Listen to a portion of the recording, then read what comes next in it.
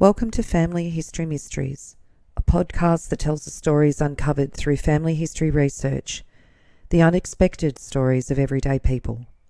I am an avid family historian who has been compiling my family tree for over 15 years, with nearly 20,000 people recorded in my trees.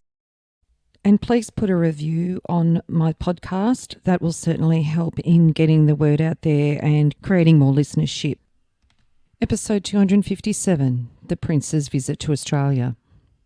Between 1879 and 1882, His Royal Highnesses Prince Albert Victor and Prince George, the future King George V, sons of the Prince of Wales, later King Edward VII, served as midshipmen on board the HMS Bacchante, an ironclad screw-propelled corvette of the Royal Navy. There had initially been great opposition from cabinet ministers to the idea of sending Prince George and his older brother Prince Albert, known as Eddie, then aged 14 and 15, away on a voyage. In the end, they were persuaded by the prince's tutor, John Neale Dalton, who accompanied them and was not only tutor but chaplain for the duration of the journey. Typically, midshipmen lived in the gunroom. They kept watch and they ran the ship's boats, as well as receiving instructions in navigation and other aspects of seamanship every day. During their time on the HMS Bacchante, the ship toured many territories of the British Empire, including colonies in the Caribbean, South Africa. They also visited South America, the Mediterranean, Egypt and East Asia. They arrived in Australia in 1881 in the May at Albany, Western Australia, and then they travelled by land and sea to Adelaide, Melbourne, Sydney and Brisbane, enjoying events like hunts, balls and garden parties before leaving in the August. Their tour was a significant colonial event, marked by large public welcomes and specific engagements like opening the Alexandra Fountain in Bendigo for their mother, Alexandra of Denmark. On the 12th of June 1881, Prince Albert Victor and Prince George landed at Glenelg Jetty at Adelaide and were welcomed by onlookers. They attended an opening ceremony of the exhibition of pictures in the National Gallery of the South Australian Institute on the 18th of June. Then they travelled on Cobb and Co coach from Penola, South Australia to Hamilton, Victoria. Was recorded a royal encounter. One of the most remarkable chapters in the hotel's history unfolded on the evening of the 22nd of June 1881. As dusk settled over Kingston, South Australia, two unexpected visitors arrived by horse-drawn buggy. 17-year-old Prince Albert Victor, second in line to the British throne, and his younger brother Prince George, later crowned King George V. The young princes arrived in Kingston, having made the 92-mile journey from Meningie, with 5 changes of horses along the way. Though their arrival was unanticipated, the townsfolk quickly gathered. It was reported in the Border Watch that residents of the hotel gave them 3 hearty cheers, and a bonfire was lit in front of the hotel so the people gathered could see them. The royal duo dined on turkey and veal before retiring to their rooms just after midnight. Their luggage was delayed during the journey and arrived an hour later. At 8 a.m. the next morning, the princes departed on a specially arranged train bound for Narracourt, a far more comfortable journey than their bumpy buggy ride. Before leaving, the chairman of the district council, Mr. Jarman, read an official address to the princes, to which they briefly replied. The route they took to Kingston later became a bitumen road and was named the Princes Highway to commemorate their visit. And on the 27th of June 1881 in the Melbourne Argus, it announces the princes in Victoria and their arrival in Melbourne. The final stage of the overland journey of Prince Albert Victor and Prince George of Wales from Adelaide to Melbourne was completed on Saturday. At several points along the route, necessary stoppages, which had to be made by the train, enabled the inhabitants of inland towns to see the princes and show their respect and regard for the royal family in a simple, unceremonious fashion.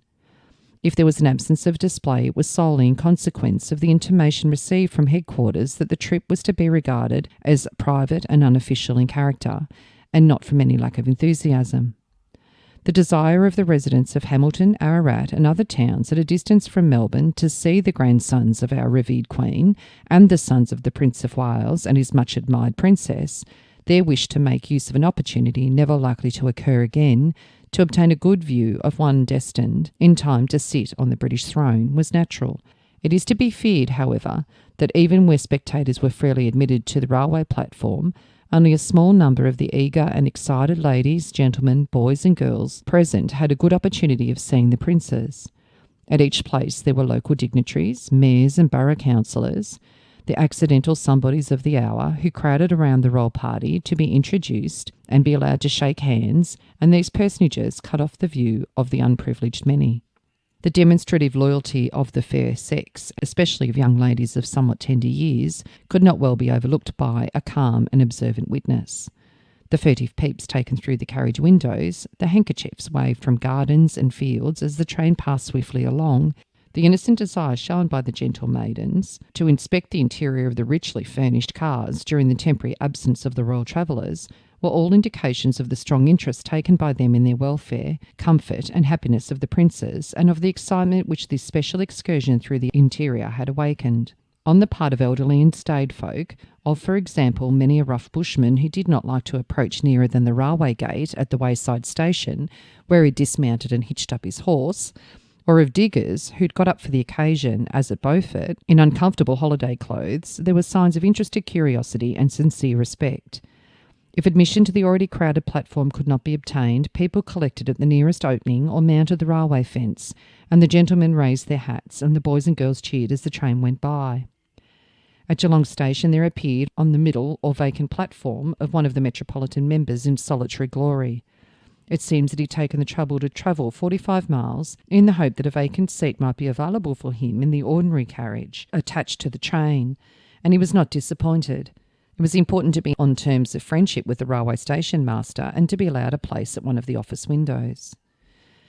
All arrangements for the comfortable and rapid conveyance of their Royal Highnesses from Hamilton to Melbourne, over 223 miles of railway line, were excellently carried out. A special timetable was prepared, and the locomotive was decorated with flowers and leaves. There were special carriages kept 3 miles ahead of the train to ensure a clear road. Between Hamilton and Ararat, the line was unoccupied by ordinary traffic. At the start from Hamilton, 500 or 600 persons, mostly ladies and children, assembled at the station to witness the departure of the train. The school children sang the national anthem on the approach of the princes, who were driven in an open wagonette from their hotel to the station by Mr. Dalton, the local manager of the Western Stage Company. The princes were warmly cheered by the crowd.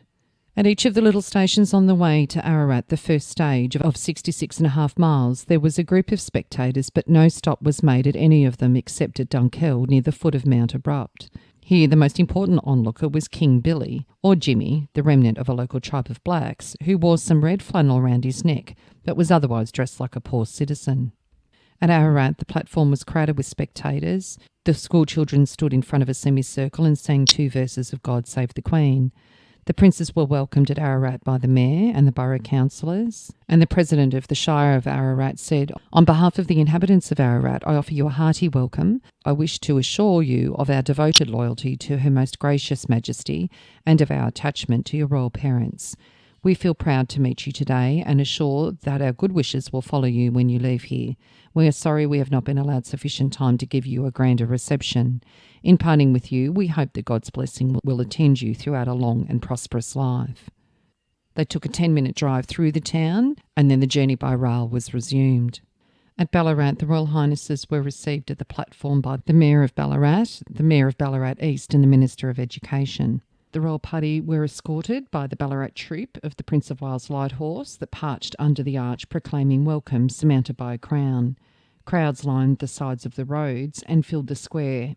The crowds numbered 20,000. In a quotation from the Prince's description from the cruise of Her Majesty's ship Bacchante, said the crowds were simply enormous. The broad streets were thick with them, as were also the windows and roofs of the houses. They were all cheering and waving hats and handkerchiefs. The party took lunch in one of the station rooms, and the train left Ballarat at 1:30 p.m. to Geelong. At Geelong, a joyful peal was rung on the bells of the Church of England near the station. At 3:05, the journey was resumed, and they arrived at Spencer Street at 20 minutes past 4. At Spencer Street Station, there were 5,000 to 6,000 spectators, attended by an escort of mounted police. The carriage drove by way of Collins and Swanston Streets to Government House. The princes said that they thoroughly enjoyed their overland journey and were particularly well pleased with the reception they met with in the course of Saturday's trip by rail. While staying in Melbourne, they engaged in activities around Victoria. This included a visit to Bendigo. On the 6th of July 1881 in the Bendigo Advertiser. From an early hour in the morning, that is to say many hours before the royal party were expected to arrive at the railway station, men, women and children crowded the footpaths leading from every quarter of the city. Vehicles were heavy laden with passengers. The railway station was a common rendezvous, but the crowd gathered so quickly that by 10:30 every vantage point within the spacious enclosure was taken up. Mitchell Street, from Pall Mall to Charing Cross, speedily became lined on both sides by persons eager to catch a glimpse of the distinguished visitors, and it eventually became difficult to obtain a footing in that thoroughfare. The balconies and every elevation all along the route down Mitchell Street were densely thronged, and every spot upon which it was possible for a human being to stand, having at length been appropriated, even the housetops were resorted to. Bunting, representing the flags of different nations, was liberally displayed from almost every building in the city. The Shamrock Hotel, at which members of the party were entertained, was gorgeously decorated with flags. Over the main entrance was the royal standard, 20 feet square, proudly floated. The flag was made expressly in honour of the princes, having been intended for the decorations of the hall at the International Exhibition Ball, which was held in Melbourne on the 1st of June. However, the flag was not used on that occasion, as the princes were unable to attend the ball, owing to being delayed at Albany by an accident to the HMS Bacchante. The princes alighted from the train and, after usual formalities, presented with an address by the mayor on behalf of the city. Within the precincts of the station there could not have been fewer than 5,000 people. The town clerk read the following address. To their Royal Highnesses Prince Albert Victor and Prince George of Wales, may it please your Royal Highnesses, we, the Mayor and City Council and citizens of Sandhurst, hereby cordially welcome your Royal Highnesses to the metropolis of the Goldfields, and as loyal and devoted subjects of Her Most Gracious Majesty the Queen, express your very great pleasure at the presence amongst us of the sons of their Royal Highnesses, the Prince and Princess of Wales. We have the honour to be your most obedient servants. Then it became the time for the opening of the new and elegant fountain at Charing Cross. The fountain had been decorated for the occasion, and on 4 sides of the central column were the words Alexandra in gold letters on red ground. His Royal Highness Prince Albert then, addressing his worship the Mayor, said, I declare the fountain open in the name of Alexandra. The Prince turned the water on, and the fountain commenced to play amidst the ringing cheers of the assembled multitude. As soon as the ceremony had been completed, the carriages conveyed the party up High Street. They were escorted by a guard of honour by the Bendigo Troop, Prince of Wales Light Horse, a party of mounted troopers preceding the procession to keep the way clear. They drove along High Street and turned up at New Chum, going direct to the mine of the Ellesmere Company on the New Chum Reef. On arriving at the claim, the party was received by the Chairman of Directors, Mr. Burrows, and the mine manager of the company. As soon as the visitors had alighted, those who desired to descend the mine were invited to the engine house, where numerous suits of overalls were there in readiness. On the Prince's being invited to descend, His Royal Highness Prince Albert Victor declined to do so, but his younger brother readily accepted the invitation. He thoroughly enjoyed his experience below and was full of fun and life. He spent some time in breaking stone, which was lying in trucks ready to be sent to the surface, looking for gold. The party then drove through Long Gully, and on arriving at the head of the township, turned back, again driving through the place, and turned off to the left into Creek Street, on the roadway along the Garden Gully line of reef, to the Boundary Hotel and onto Bernard Street, where the asylum and hospital were passed. At the former place, the children of the industrial school were drawn up at the gate, and the inmates of the asylum on the balcony. The carriages remained stationary at the gates whilst the children sang the national anthem.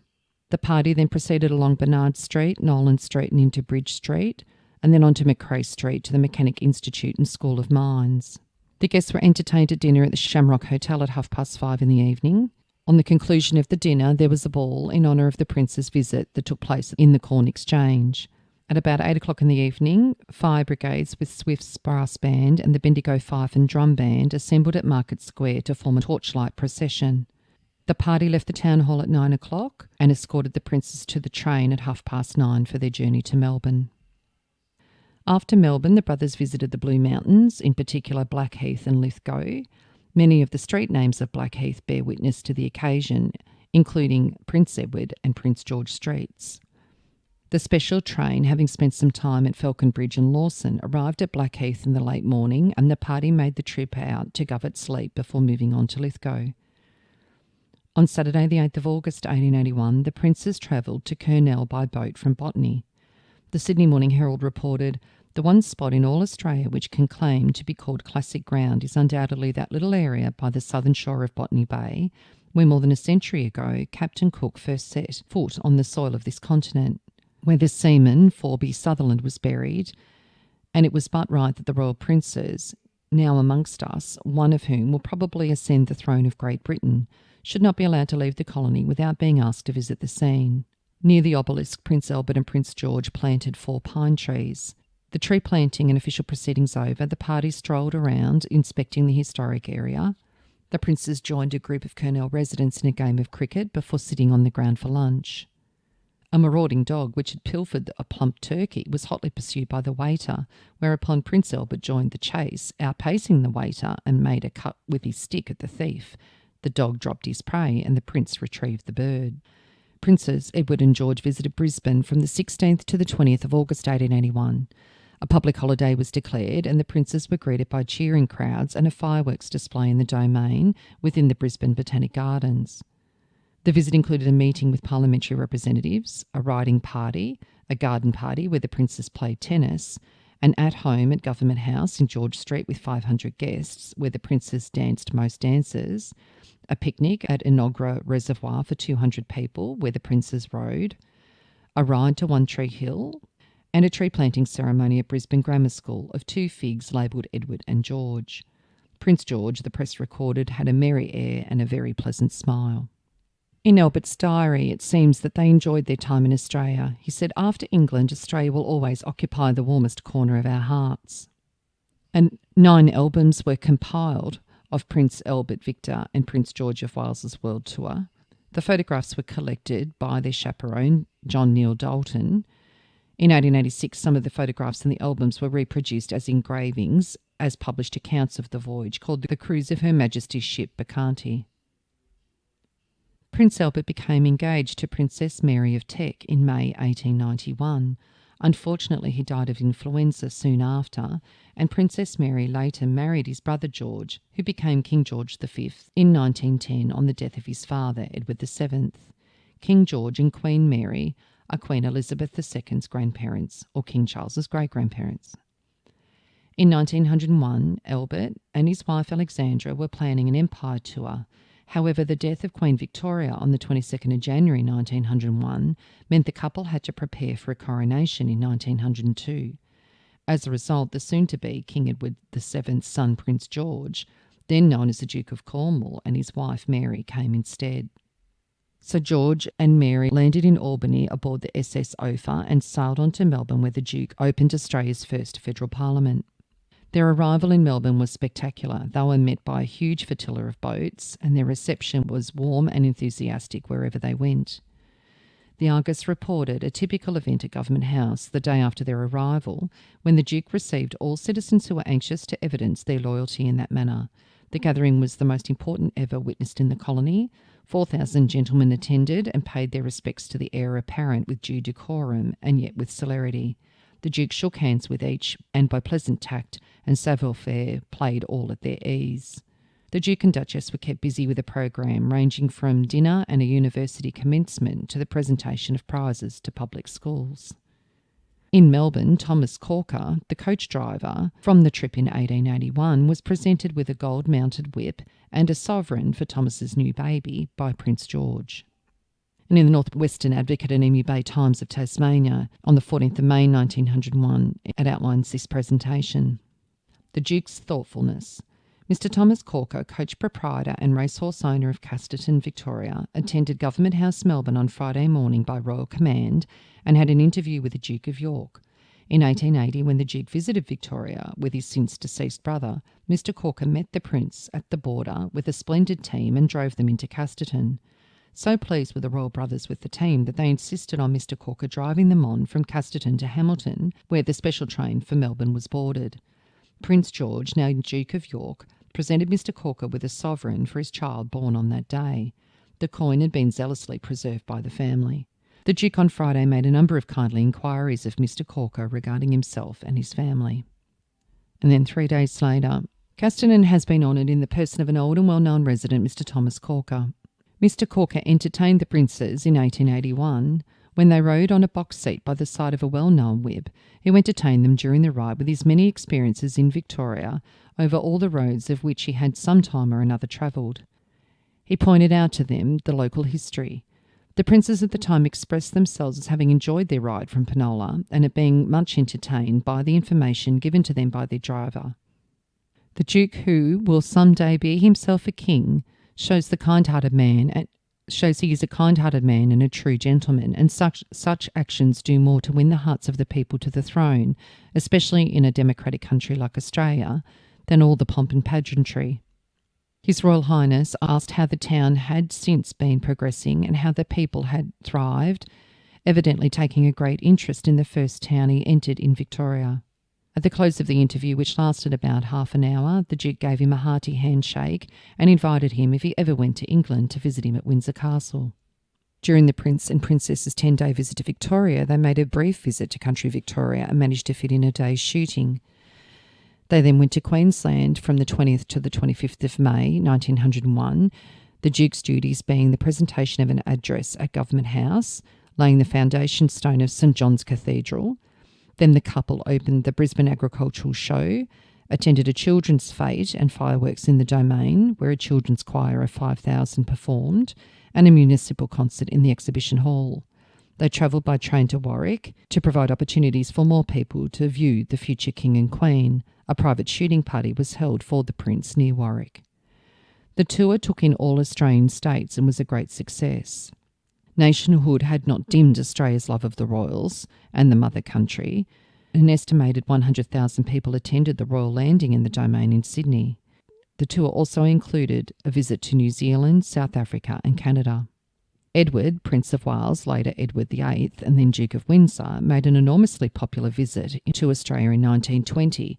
He was sent by his father, George V, to thank Australians for their role in World War I. He was flanked by Lord Louis Mountbatten, Prince Philip's uncle. In Western Australia, their railway carriage overturned near Bridgetown. Neither was fazed with the Prince climbing out, clutching his papers in one hand and a cocktail shaker in the other. He reportedly commented that, "At last something has happened outside our program." Then, in 1921, he came to Melbourne in the HMS Renown. On the 5th of April 1920 in the Melbourne Argus, coach driver to the King. Sir, I suppose it is hardly known beyond a very small circle that Mr. Thomas Corker, the veteran whip who drove our present King, went out here as a boy in 1881 from Narra Court, South Australia to Hamilton, Victoria, still lives, drives and enjoys perfect health at the age of 83. A few weeks ago I had the opportunity of a drive for 30 miles over an awful road with Mr. Corker and can testify as to his ability to handle the reins. Surely as a matter of sentiment and something of keen personal interest for the Prince to tell his father, a meeting or even a short drive could be arranged for His Royal Highness with Mr. Corker. We, the subject of the Prince, would be proud to present such a splendid type of Australian pioneer. That was written by a sentimental bloke from Chetwynd.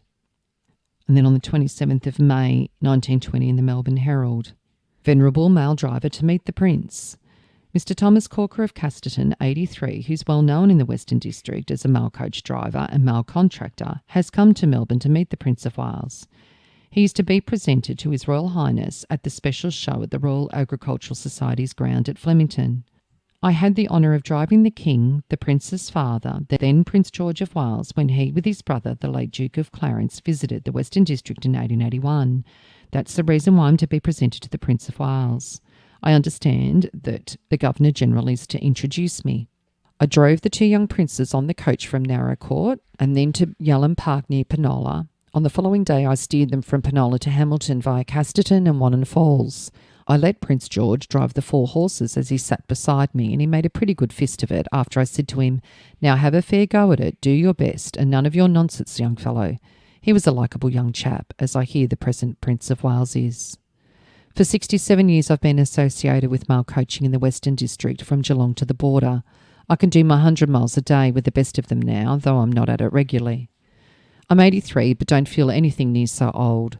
I offered to enlist just after the war broke out, but I was rejected purely on the grounds of age without any physical examination, which I reckon's not quite fair. I offered the recruiting man at the table to run him 50 yards for a tenner, but he would not take me on. The open-air life is probably responsible for my good health. I have 5 girls and 2 boys, but only 2 daughters and 1 son are now living. Of the celebrities I've driven in my time, I remember Lord Locke and the Earl of Hopetoun when each was the Governor of Victoria. I had Lord Hopetoun as a passenger for about a week, and a mighty pleasant passenger he was too. It is difficult to believe that Mr. Corker's 83. He does not look more than 60. He's straight and alert, his hearing is acute, and his sight is good.